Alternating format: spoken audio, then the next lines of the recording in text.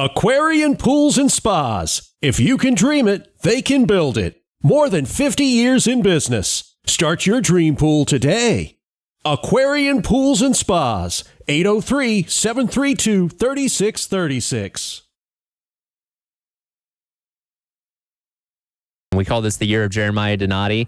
You're retaining Lamont Paris. You're going to be searching for a baseball coach here soon. We'll see what happens with football and see if you have to go on a coaching search at the end of that or not. And again, all this boils down to how much money do you have to spend on buyouts? How much money do you have to spend on bringing new coaches in? Because I brought this point up earlier. We talk about money like it just grows on trees because we're not the ones paying the big bucks to make these things happen. But there are people out there that do have to cut those checks. How many of those people do you have? How can you leverage them? And how much money do you have to spend to make these moves happen or not happen? Well, it kind of goes to your point. It's more of the ROI, right? Do you think Will Wade is going to be worth going into debt over to make this work through the years? I will ask Heath's question with another one.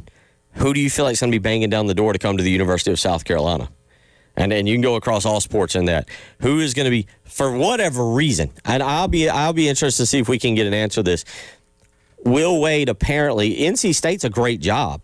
Like, that's a good basketball job. Now, you're still dealing with, obviously, the triangle with North Carolina and Duke. So you're third best in what, the 15-mile, 30-mile radius? Sure. But ACC's not a job to sniff at. NC State's not a job. I mean, to me, if I was an NC State fan, I'd be a little offended.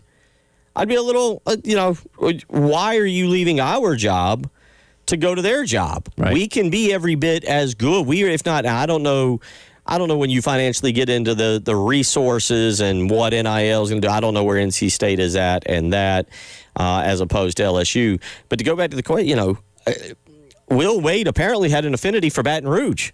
Maybe he's got affinity for crawfish. I don't know. And again, he didn't want to leave the place the first time. They were just put in a situation where they had to make that move. And maybe since he's been there, and again, he stayed in state at McNeese for a couple seasons before going to NC State. Maybe he goes to sleep at night dreaming of being in Baton Rouge, and he finally saw the opportunity to go back, and he did it. And that's the thing that we kind of forget when it comes to coaches. Like, they're people too, right? They have families. Maybe the family loved Baton Rouge. Maybe there was a restaurant there that he really liked. There are other factors that go into coaches liking places and maybe wanting to take jobs besides just resources and rosters and stuff like that. And again, you shouldn't just go take a job because you like the place and because you like the food there or whatever. But maybe that did play into him making this decision. I don't know.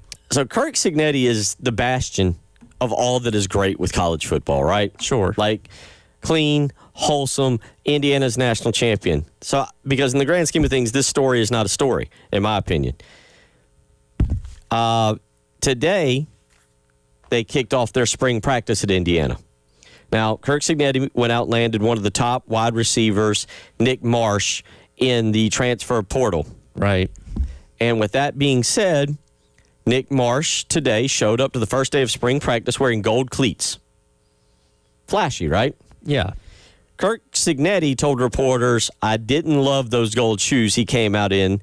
He learned what getting your bleep ripped is all about. I don't know if that happened to him very often at Michigan State. That was before practice started. In other words, kids, Kirk Cignetti has a standard. And one of those standards is no gold cleats. I think it's more about just not trying to outshine everybody else on the team. And again, you're a guy showing up for your first practice. I think he wants to kind of set the standard of, hey, you're not above anybody. You're not standing out above anybody until you earn it type of thing. So I kind of get where he's coming from with that.